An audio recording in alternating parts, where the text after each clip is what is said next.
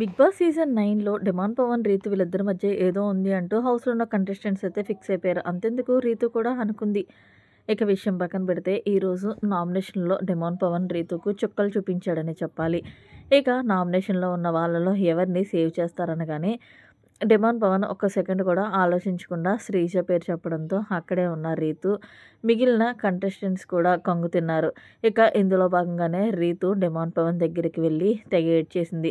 ఇక రీతు డిమాండ్ పవన్ దగ్గరికి వెళ్ళి, నేను నామినేషన్స్‌ని ఎందుకు తీసుకున్నానో తెలుసా? ఎవరితో కూడా ఎటువంటి ఆర్గ్యుమెంట్ చేయకుండా అని తెగ ఏడుస్తుంది. ఎందుకు తీసుకున్నావు అంటూ డిమాండ్ పవన్ అడిగితే, నువ్వు సేవ్ చేస్తావనే ధైర్యం, కానీ నువ్వు నాకు పెద్ద బొక్క పెట్టావు.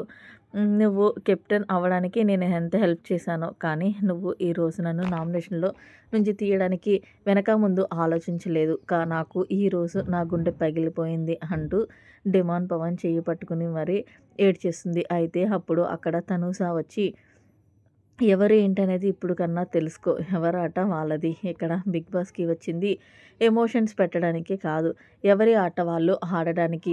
ఇప్పటికైనా నీకు అర్థమైంది కదా! డిమాండ్ పవన్ వల్ల నువ్వు బ్యాడ్ అయ్యావు. అంతేకాకుండా నువ్వు నీ ఆట మీద కొనసాగిస్తే ఈ పాటకి ఈ సిట్యుయేషన్ నీకు వచ్చి ఉండేది కాదు. పైగా మీరు ఒకటైపోయి మళ్ళీ నన్ను ఆర్మీ పవన్ కళ్యాణ్‌తో మాట్లాడటం, నువ్వు చెప్పడం ఇప్పటికైనా తీరిందా? నేను ఎందుకు ఎమోషన్స్‌తో ఆడుకోవద్దు అంటానని తనూజ చిన్నపాటి వార్నింగ్ ఇచ్చి మొత్తానికి అక్కడి నుంచి వెళ్ళిపోయింది. ఏదేమైనా నిజంగా చెప్పాలంటే డిమాండ్ పవన్ కెప్టెన్ అవ్వాలని రీతు చాలా స్టాండ్ తీసుకుంది. కానీ ఈరోజు రీతుని సేవ్ చేస్తే తప్పకుండా హౌస్‌లో ఉన్న కంటెస్టెంట్స్‌తో పాటు బయట ఉన్న ఆడియన్స్ కూడా ఫిక్స్ అయిపోతాయి. పవన్ చాలా తెలివిగా ఆచితూచి కావాలని శ్రీజ సేవ్ చేశారు.